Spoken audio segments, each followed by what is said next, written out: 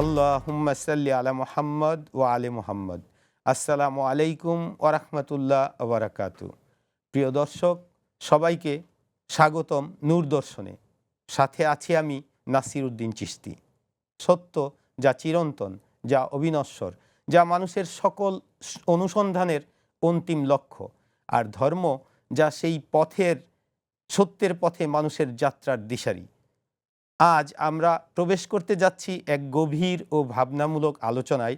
মানব ইতিহাসে বিভিন্ন ধর্ম, মতবাদ ও দর্শন একই সত্যের সন্ধানে বিভিন্ন পথ দেখিয়েছে, কিন্তু প্রশ্ন থেকে যায়, সত্য কি এক নাকি বহু? ধর্ম কি সেই সত্যের প্রতিফলন নাকি তার পথে একটি মাধ্যম? বিভিন্ন ধর্ম তার আচার অনুষ্ঠানের মূল লক্ষ্য কি? আচার সর্বস্বতাই শেষ কথা নাকি তার কোনো বিশেষ গন্তব্য রয়েছে? প্রিয় দর্শক, এই জগতে আমরা কোথায় দাঁড়িয়ে আছি এবং আমাদের অনুসন্ধান কতটা সত্যনিষ্ঠ? এই সব মৌলিক প্রশ্নের উত্তর খুঁজতেই আমাদের আজকের এই আয়োজন, পবিত্র সত্য এবং ধর্মের জগৎ। এই বিষয়ে কথা বলতে আজকের অনুষ্ঠানে সম্মানিত আলোচক হিসাবে আছেন জনাব হাসান শাহ নুরি সুরেশ্বরী সাহেব এবং আরও আছেন জনাব মোহাম্মদ তামিন নৌসাদ সাহেব। আলোচনা শুরুর প্রথম প্রশ্ন করতে চাই নৌসাদ সাহেবকে। পবিত্র সত্য বলতে আমরা কি বুঝি? এটি কি একটি নির্দিষ্ট ধারণা নাকি সন্দেহাতীত অভিজ্ঞতার বিষয়? আপনি যে প্রশ্নটা করেছেন সেটি বলবো যে এক শতাব্দীর বা এক দশকের গুরুত্বপূর্ণ প্রশ্ন না, এটি মানব ইতিহাসের সবচেয়ে গুরুত্বপূর্ণ প্রশ্ন। মানব সভ্যতার উষালগ্ন থেকে এখন পর্যন্ত যারা দর্শনের চর্চা করেন এবং যারা বিজ্ঞানের চর্চা করেন, উভয় গোষ্ঠী চেষ্টা করছে যে সত্য কি সেটা জানার জন্য। এবং আরও গুরুত্বপূর্ণ প্রশ্ন হচ্ছে, আসলেই কি সত্যকে জানা যায় কিনা। আপনাকে একটা কবিতা বলি প্রথমে। জি, রবীন্দ্রনাথ ঠাকুর এই সত্যের সংজ্ঞা খুঁজতে যে একটা কবিতা লিখেছিলেন। একদায় ভারতের কোন বনতলে কে তুমি মহান প্রাণ কি আনন্দ বলে, উচ্চারি উঠিলে উচ্চে শুনো বিশ্বজন, শুনো অমৃতের পুত্র যত দেবগণ, দিব্যধাম বাসী আমি জেনেছি তাহারে, মহন্ত পুরুষ যিনি আধারের পারে, জ্যোতির্ময় তারে জেনে তার পানে চাহি, মৃত্যুরে লঙ্ঘিতে পারো অন্য পথ নাহি। আমরা জানি যে রবীন্দ্রনাথ ঠাকুর ছিলেন ব্রাহ্ম এবং ব্রাহ্ম ধর্মের মূল অনুষঙ্গ হচ্ছে উপনিষদ। কিন্তু আপনি যদি উপনিষদ খুঁজেন তাহলে দেখবেন উপনিষদে যারা দেবদেবী তারাও পরম পুরুষ ঈশ্বরকে জানেন না, এবং বিষ্ণু ব্রহ্মা মহেশ্বর অর্থাৎ শিব তারাও আসলে পরম পুরুষকে জানতে পারেন না। ফলে অনেকে মনে করেন হিন্দু ধর্ম আসলে অজ্ঞেয়বাদ অর্থাৎ অ্যাগনোস্টিসিজম। আপনি যখন কোরআন মজিদ পড়েন, আপনি পড়েন আয়াতুল কুরসি, আল্লাহু লা ইলাহা ইল্লা হুয়াল হাইয়ুল কাইয়ুম লা তাখুযুহু সিনাতুন ওয়ালা নাওম, অর্থাৎ চিরঞ্জীব এক চিরস্থায়ী সত্তা এবং তাকে তন্দ্রা এবং নিদ্রা স্পর্শ করে না। এই রকম একটা সত্তাকে কি কখনো জানা সম্ভব? আমরা আরও আসি, আমি একটা আমার খুব প্রিয় একটা হাদিস বই, প্রথমে একটা আরবিটা বই। আন আবি হুরায়রা রাদিয়াল্লাহু আনহু কালা কালা কালা রাসূলুল্লাহ সাল্লাল্লাহু আলাইহি ওয়াসাল্লাম কালাল্লাহু তাআলা ফি কুরআনিল মাজিদ ইয়াসুব্বু বনু আদামাদ দাহরা ওয়া নাদ-দাহরু বিয়াদিল গায়বি ওয়ান নাহার। হযরত আবু হুরায়রা থেকে বর্ণিত, তিনি বলছেন তিনি রাসূল সাল্লাল্লাহু আলাইহি ওয়াসাল্লামের মুখে পরম সত্তা আল্লাহ রাব্বুল আলামিন সম্পর্কে বলছেন, যে কারণে এটি হাদিসে কুদসি। জি, তিনি বলছেন যে আল্লাহ তাআলা কোরআনে বোঝাচ্ছেন যে তোমরা সময়কে গালিগালাজ করো না, তিরস্কার করো না, কারণ আমিই হচ্ছে সময় এবং আমার মধ্যে দিন এবং রাত্রি বিরাজিত বিঘূর্ণিত। এইরকম এক সত্তাকে কি কোনো মানুষের পক্ষে জানা সম্ভব? এবার আমরা একটা সায়েন্টিফিক অ্যাপ্রোচে আসি, যে টাইম সম্পর্কে আমরা জানি যে আইনস্টাইনের স্পেশাল থিওরি অফ রিলেটিভিটি আছে। আমরা জানি যে আমরা ত্রিমাত্রিক জীব, অর্থাৎ আমাদের পারসেপ্টিবিলিটি হচ্ছে তিনটা, অর্থাৎ দৈর্ঘ্য প্রস্থ বেদ, সময় তার উপরে যদি কিছু থাকে সেটাকে আমাদের জানা পক্ষে সম্ভব না। যে কারণে আপনি যখন এইটার অনেক গুরুত্বপূর্ণ আলোচনা করেছেন যে অ্যালিগরি অফ কেভে প্লেটো, যে এক শ্রেণীর লোককে যদি গুহার মধ্যে আটকে রাখা হয়, তাদের পিছনে যদি আলো দেওয়া হয়, তারা যদি কখনো জগৎকে না দেখে তো ওই ছায়াময় জগৎকে সে বাস্তব মনে করবে। তো ফলে সেই আদিকালে শঙ্করাচার্য থেকে হিন্দু ধর্মের অনেকেই প্রশ্ন তুলেছেন, তাহলে কি জগৎ কি মায়া, অর্থাৎ এই জগৎকে কি আসলে আমাদের পক্ষে জানা সম্ভব? ফলে আমার প্রশ্ন হচ্ছে, উত্তর হচ্ছে যে এই সমাধানে তো আমরা যেতে পারবো না, কারণ আমরা যে জগৎকে জানি সেটা আমাদের ব্যক্তিগত অভিজ্ঞতার মধ্য দিয়ে, যে কারণে আমি মনে করি যে এই সত্যের আসলে সমাধান নাই। বলে এই চেষ্টা করতে যে যেই সমস্যা হয়েছে, যে পরম সত্যকে জানতে যে মানবজাতি বিভাজিত হয়েছে, প্রত্যেকে দাবিদার হচ্ছে আমরাই হচ্ছে প্রকৃত সত্যকে জেনেছি।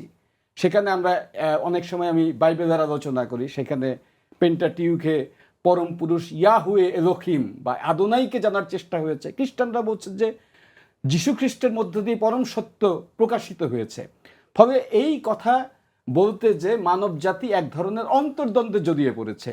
তো যে কারণে আমাদের রাসূলুল্লাহ সাল্লাল্লাহু আলাইহি ওয়াসাল্লাম আসলে মানুষকে কখনো বলেন নাই যে তোমরা আল্লাহকে জানতে পারবে। আল্লাহকে যদি আমি না জানতে পারি, তবে পরম সত্যকে জানার কিন্তু কোনো গ্যারান্টি আমি দিতে পারছি না, কারণ তিনি হচ্ছে সমস্ত সত্যের আধার, হকের সমস্ত আধার হচ্ছে তিনি। ফলে আমার মনে হয় যে এই বিভাজনের যাওয়ার চেষ্টা করাটাই এখন এখন একটা বড় সংকট। আমরা জানি যে যে প্যালেস্টাইনকে নিয়ে সংকট, জেরুজালেম কেন্দ্রিক, যেখানে শেষ যুদ্ধ হবে আরমাগিডন, যেটা হিব্রুতে বলে হারমাগিদ্দ, এবং আমরা ইসলাম পড়ি হামাতুল কুবরা, সেখানেও কিন্তু তারা দাবি করছে যে সেখানেই সত্য প্রতিষ্ঠা করে মসিহ অর্থাৎ মশিয়াক হিব্রুতে তিনি আবির্ভূত হবেন। মুসলমানরা বলছেন যে সেই সত্য প্রতিষ্ঠিত হবে ইমাম আল মাহাদির জুহুরের মধ্য দিয়ে। তাহলে আপনি এই কনফ্লিক্টকে ত্বরান্বিত করছেন এই সত্য খোঁজার মধ্য দিয়ে, সত্য আপনি খুঁজে পাচ্ছেন না। যদি পানও, তার গ্যারান্টি কে দিবে যে এটাই সেই সত্য? ফলে আমি মনে করি যে যে যেটা আমি রাসূল সাল্লাল্লাহু আলাইহি ওয়াসাল্লামের যে হাদিসটা আমার খুব প্রিয়, জাবের ইবনে আব্দুল্লাহ আনসারী থেকে, যে খায়রুন নাস আনফাহুহুম লিন-নাস, যে তোমার মানুষের মধ্যে তিনি শ্রেষ্ঠ যে মানুষের কল্যাণ সাধন করে। রাসূল সাল্লাল্লাহু আলাইহি ওয়াসাল্লাম আসলে মানুষের কল্যাণ সাধনের জন্যই তিনি তাকিদ দিয়েছেন, সত্য জানার চেষ্টা করতেন না, কারণ সত্য আল্লাহ তাআলার সত্যকে মানুষের পক্ষে কখনোই জানা সম্ভব না। আচ্ছা, আমরা আসবো আপনার কাছে আবার পবিত্র সত্য নিয়ে আমাদের আজকের এই আলোচনা এবং ধর্মের জগৎ। তো সময় একটা আল্লাহর আর রহস্যময় সৃষ্টি। আমরা এটা আসলেই ওইভাবে কেবল শুদ্ধ পুরুষরাই হয়তো সেই বিষয়ে বিজ্ঞ, আমরা হয়তো জানি না। আমরা এখন যাচ্ছি হাসান শাহ নুরি, সুরেশ্বরী, দীপু ভাইয়ের কাছে। ধর্ম কি সত্যের চূড়ান্ত রূপ, নাকি সত্যের দিকে এগিয়ে যাওয়ার একটি পথ? ধর্ম মানে সত্যের চূড়ান্ত রূপ না, এটা আমি যেটা মনে করি যে ধর্ম হচ্ছে সত্যের দিকে যাওয়ার একটি পথ। এটার কারণ বলি আমি। নওশাদ ভাই আগে যে কথা বলেছিলেন, যদিও সেই প্রসঙ্গটা আমার বলা উচিত না, কিন্তু আমার সাথে ওনার বক্তব্যের সাথে আমি পুরোপুরি সহমত নই। সত্য মানুষ পায় না। আমরা সত্য বলতে আসলে কি বুঝি? সত্য যদি নওশাদ ভাই বলেছেন কথা প্রসঙ্গে যে আল্লাহকে যদি না পাওয়া যায়, তো আল্লাহকে পাওয়া যায় না, আসলে এই কথাটার সাথে আমি পুরোপুরি একমত হতে পারছি না। আমরা জানি যে যুগে যুগে মহামানবগণ যারা আত্মদর্শন করেছেন, আত্মোপলব্ধির মাধ্যমে, সাধনার মাধ্যমে, ধ্যানের মাধ্যমে তারা যে নিজের সন্ধান পেয়েছেন, নিজের মধ্যে পরম সত্তার সন্ধান পেয়েছেন, এটাই আমি মনে করি যে সত্য। এখন ওনার উপলব্ধি একটা হতে পারে, আমার উপলব্ধি আরেকটা হতেই পারে। এটাই তো হচ্ছে মানুষের ভেদাভেদের, মতভেদের নানান যে দৃষ্টিভঙ্গির যে বিষয়, সেটা এখানে ধর্মটা মূলত আসলে আমরা ধর্মের যে চর্চা, ধর্মটা যে এসেছে বিভিন্ন সময়, বিভিন্ন অবতারগণ, বিভিন্ন নবী রাসূলগণ যে ধর্ম নিয়ে এসেছেন, সেটা আসলে এক একজন এক একটা প্রেসক্রিপশন দিয়েছেন, এক এক রাস্তায় যাওয়ার কথা বলেছেন। যদি আমরা একটা পর্বত শিখরে উঠি, দেখা যাবে যে একটা পর্বত শিখরে বিভিন্ন ওয়েতে বিভিন্ন রাস্তায় উঠা যায়। তো এটা হচ্ছে ধর্ম হচ্ছে সেই সমস্ত রাস্তাগুলো, কিন্তু চূড়ান্ত গন্তব্য এবং লক্ষ্য হচ্ছে আমাদের সত্যে পৌঁছে যাওয়া। আমি মনে করি যে ধর্ম ওয়ে এবং গন্তব্য হচ্ছে, আমাদের ডেস্টিনেশন হচ্ছে সত্যে পৌঁছানো। ধন্যবাদ। আমরা এই প্রসঙ্গেই থাকি। বিভিন্ন ধর্মে সত্যের ধারণা কিভাবে ভিন্ন ও অভিন্নভাবে প্রকাশিত হয়েছে? বিভিন্ন ধর্মে আমি প্রথমে এই ভাইকে একটু উত্তর দিই। আমি বলি নাই যে আল্লাহকে পাওয়া যায় না, আমি বলেছি আল্লাহকে জানা যায় না। জি। আর আমি বলেছি যে কেউ যে পায় না তা কিন্তু বলি না। আমি বলছি কেউ যদি পায় সেটা সার্টিফাই করবে কে? কারণ প্রত্যেকেই তো বলছে সে তার মতো করে পেয়েছে, এবং প্রত্যেকে বলছে আমার প্রাপ্তিটাই হচ্ছে শুদ্ধ, যেখান থেকে কনফ্লিক্টের বিষয়টা আসছে। তার মধ্যে হয়তো কেউ একজন পেয়েছে, কিন্তু সেটা তো আসলে জানার কোনো একক মাপকাঠি নেই। যেমন আমার হাতে যে কাগজটা, সেটা আমার কাছেও কাগজ, আপনার কাছেও কাগজ, উনার কাছেও কাগজ, কিন্তু পরম সত্য এক একজনের কাছে এক এক রকম। যে কারণেই তো এতগুলি ধর্মের উৎপত্তি হয়েছে, জি। যে কারণেই তো এত সমস্যা।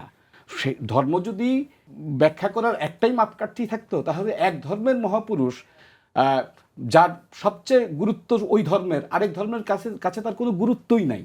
আমি সেই জায়গাটার কথা বুঝেছি। জি। আর পরবর্তী প্রশ্নটা আপনি কি করেছেন? পরবর্তী প্রশ্নটা হচ্ছে বিভিন্ন ধর্মের সত্যের ধারণা কিভাবে ভিন্ন অভিন্নভাবে প্রকাশিত হচ্ছে? আসলে আপনি এই কথাটা বলে আমার কথাটাকেই এক ধরনের সমর্থন করলেন। জি। আসলে এই পারসেপশনের ভিন্নটাই তো হচ্ছে যে মানুষ যখন সত্যকে জানে, বুঝে, সেটা আসলে তার মতো করে সে বুঝে। যে কারণে কিন্তু আমি অ্যালিগরি অফ কেবের কথা বললাম, এবং আমি সবসময় কিন্তু জৈন ধর্মের অনেকান্তবাদের কথা বলি, যে আপনাকে আমি এক জায়গা থেকে দেখছি, উনি আপনাকে আরেকভাবে দেখছে, একটা অ্যাঙ্গেল থেকে। পুরাটাকে কেউ জানতে পারছে না। জৈন ধর্ম বলে যে অরিহান্ত এবং আপনার তীর্থঙ্কররা পুরাটা জানতে পারে। আবার ইসলামের হয়তো শিয়া ধারা বলবে নবী রসুল এবং আহলুল বাইতের ইমামরা পুরাটা জানতে পারে। কিন্তু প্রশ্ন হচ্ছে যে এইটা যে তিনি জেনেছেন, সেটা তো তার ধর্মের অনুসারে বিশ্বাস করছেন, বাকি ধর্মের লোকেরা এটা বিশ্বাস করবেন কেমনে? যে কারণে আসলে সত্যকে আসলে একটা জায়গা থেকে প্রতিষ্ঠিত করতে না যাওয়ার কারণে কিন্তু পৃথিবীতে এত হানাহানি। ফলে যে কারণে আমি বলি যে পরম সত্য জানার চেষ্টা করা উচিত। মানুষ তো সত্য জানছে, কিন্তু সেটা যদি মানুষ নাও পায়, তাহলে আসলে ইহসান, আদল, মানবতার মধ্য দিয়ে নিজেদের ভ্রাতৃত্ব প্রতিষ্ঠা করা, মানব জাতিকে একটি শান্তি বৃক্ষের ছায়াতলে আনাটাই হচ্ছে আসলে গুরুত্বপূর্ণ। কারণ দেখা যাবে যে এই প্রশ্নের সুরাহা তো গত 1000 বছরে হয় নাই। আপনাকে অনেক ধন্যবাদ। যাচ্ছি হাসান নুরি সুরেশ্বরী সাহেবের কাছে। প্রকৃত সত্য মানুষের ব্যক্তিগত উপলব্ধি ও সামাজিক ধর্মীয় কাঠামোর মধ্যে কি ধরনের টানাপূরণ দেখা যায়? সত্য, যেটা আমরা চূড়ান্ত লক্ষ্য বলেছি একটু আগে, চূড়ান্ত লক্ষ্য এবং সামাজিক যে অবকাঠামো, এটার মধ্যে একটা দ্বান্দ্বিক পরিবেশ তৈরি হয়। এটা জ্ঞানগত কারণেই হয়।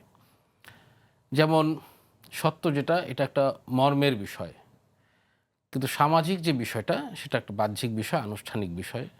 ধর্মের যে বিভিন্ন আচার অনুষ্ঠানগুলো থাকে, সামাজিকভাবে বাহ্যিকভাবে আমরা যেগুলো দেখি, অনেক সময় আমাদের সূক্ষ্ম জ্ঞানের অভাবে, আমাদের স্থূল চিন্তা ধারণার কারণে আমরা অনেক সময় ওই সত্যের, প্রকৃত সত্যের দিকে এই যাত্রাটা কিভাবে হয় আমরা অনেক সময় সেটা বুঝতে পারি না। যেমন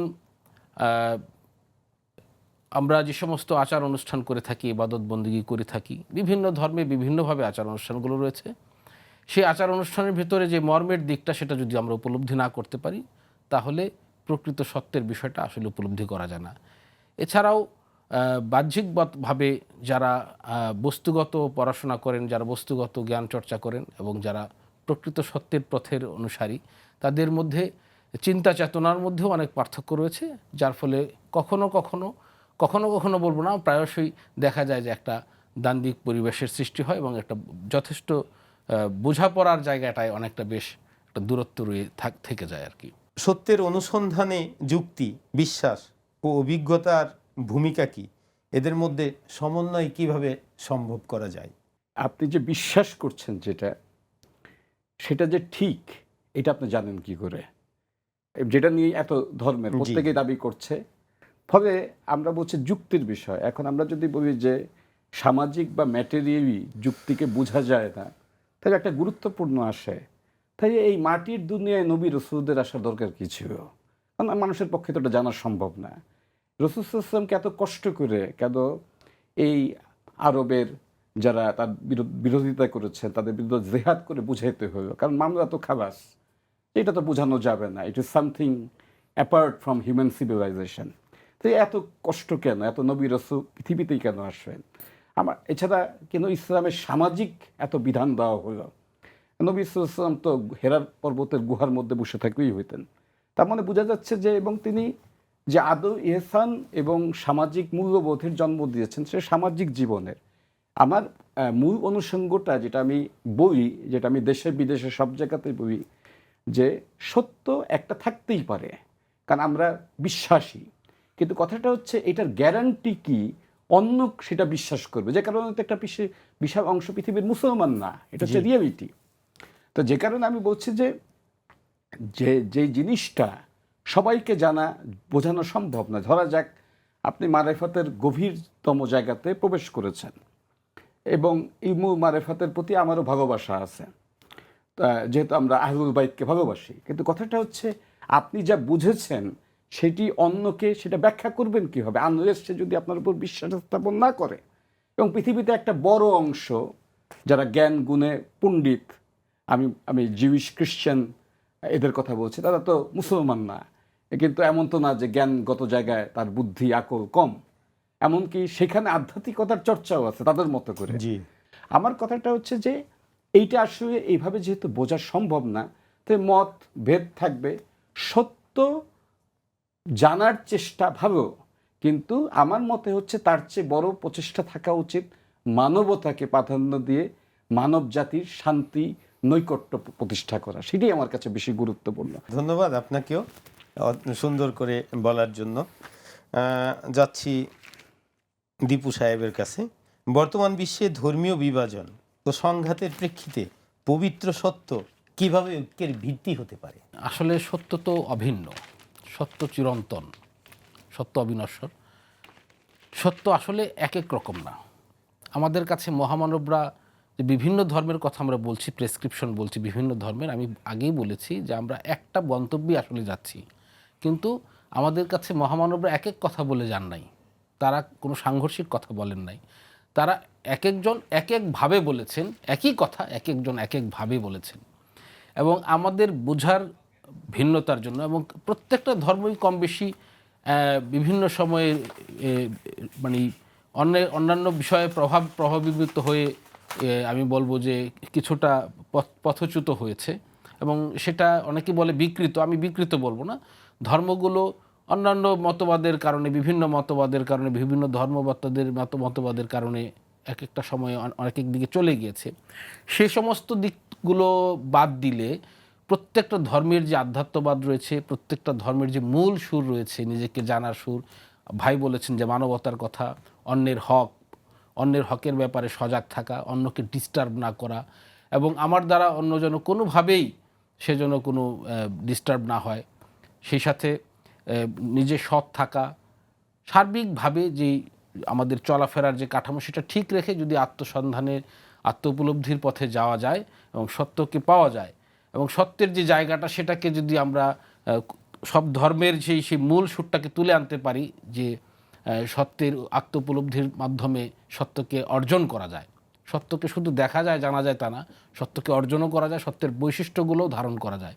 সুতরাং সেই জায়গায় যদি আমরা এই বিষয়টাকে বিশদভাবে বর্ণনা করে প্রত্যেকটা ধর্মের মধ্যে থেকে দূরত্বটা কমিয়ে আনতে পারি, বোঝাপড়ার জায়গাটা যদি আরও সুন্দর করে করতে পারি, এবং এক ধর্ম অন্য ধর্মের সাথে যদি আলোচনা হয় এবং কোথায় সেখানে মূল ধর্মেরগুলো সাদৃশ্যগুলো যদি আমরা তুলে ধরে আনতে পারি, তাহলে বোঝা যাবে যে প্রত্যেকটা ধর্মের যে সাদৃশ্যগুলো আছে সেই জায়গাটাতে আসলে বোঝা যাবে, আধ্যাত্মবাদটাকে বোঝা যাবে এবং সত্যকে বোঝা যাবে, এবং সেই জায়গায় আসলেই আমরা বুঝতে পারবো আসলে সত্য এক, আমরা অভিন্ন পথে হাঁটছি, এবং সেভাবেই আমরা কোনো একটা ঐক্যমতে পৌঁছাতে পারি। ছোট্ট করে সময়ের পাবন্দি আছে, অন্ধবিশ্বাস ও সত্য অনুসন্ধানের মধ্যে কোনো কি সীমারেখা আছে? দূরত্ব তো কমানোর জন্য আমরা এক ধরনের ইন্টারফেথ ডায়ালগের ব্যবস্থা করি, কিন্তু যেই সমস্যাটা হয় যে যদি একটা ধর্মের অনুসারী তিনি কমন গ্রাউন্ডটাকে বাদ দিয়ে যেই অংশটাকে আপনি বাদ দিচ্ছেন, তার বিশ্বাসগত জায়গায় সেই অংশটাকে সে বাদ দিতে চায় না, কারণ তিনি বলেন যে ইন্টারফেথ ডায়ালগ হচ্ছে একটা স্ট্র্যাটেজিক ইনিশিয়েটিভ, কিন্তু আমার ধর্মে তো এই বিষয় আছে। যেমন মনে করেন ইহুদি ধর্মে একটা কনসেপ্ট আছেন গোয়িম বা জেন্টাইল, যিনি ইহুদি, তার মধ্যে দেখবেন তাকে সুবিধা কম দেওয়ার বিষয় আছে। এখন আপনি বলবেন যে এইটা তো আসলে ইহুদি ধর্মে পরে ঢুকছে, কিন্তু তার বিশ্বাসীকে তো আপনি এটা বুঝাইতে পারবেন না। আর আরেকটা হচ্ছে যে যেটা কুসংস্কার, সেটা ঠিক আছে, সেটা আপনি ধরতে পারবেন, কিছু কিছু কুসংস্কার বোঝা যায় যেটা হচ্ছে মানুষের জন্য ক্ষতিকারক, কিন্তু কিছু কুসংস্কার আছে যেটা ধর্মের মধ্যে প্রচ্ছন্নভাবে থাকে, সেটাকে আপনার সাদা চোখে আপনি এটাকে খারাপ মনে করবেন না। সেটাকে আপনি কিভাবে দূর করবেন? কারণ অনেক কিছু কিছু সমস্যা হচ্ছে যেটার পজিটিভ নেগেটিভ দুইটা দিক থাকে, তখন এটাকে আপনি কিভাবে আইডেন্টিফাই করবেন? সেই কারণে আমি সবসময় বলি যে মানুষের মধ্যে ভেদ থাকবেই, কিন্তু আমরা হচ্ছে যে জায়গাতে সামগ্রিক মানবতার উপকার হয় সেটাকেই প্রকটিত করে তোলা। একদম। আপনাদের দুজনকে অসংখ্য ধন্যবাদ আপনাদের মূল্যবান সময় আমাদের এই অনুষ্ঠানে দেওয়ার জন্য। জি, আপনাকেও ধন্যবাদ। আপনাকেও ধন্যবাদ এবং দর্শক শ্রোতা মণ্ডলীকেও অসংখ্য ধন্যবাদ। প্রিয় দর্শক, পবিত্র সত্যের সন্ধান কোনো একদিনের কাজ নয়, এটি একটি অবিরাম যাত্রা। ধর্ম সেই যাত্রার পথ প্রদর্শক, কিন্তু পথের চেয়ে লক্ষ্যই বড় সত্যের উপলব্ধি। যদি আমরা সত্যের প্রতি আন্তরিক হই, তবে ভিন্ন পথ ও মত আমাদের বিভক্ত করবে না, বরং আমাদের দৃষ্টিকে প্রসারিত করবে। সত্য কখনোই সংকীর্ণ নয়, এটি উদার, এটি সার্বজনীন। আসুন আমরা নিজেদের মধ্যে সেই সত্য, সহনশীলতা ও অনুসন্ধানের ইচ্ছা জাগ্রত করি, যাতে ধর্মের জগৎ আমাদের বিভক্ত না করে, বরং পবিত্র সত্যের দিকে একত্রে এগিয়ে নিয়ে যায়। সামনে সুন্দর সময় আসছে, মানুষ সত্য খুঁজবে, সত্য গ্রহণ করবে, পৃথিবীতে শান্তি আসবে।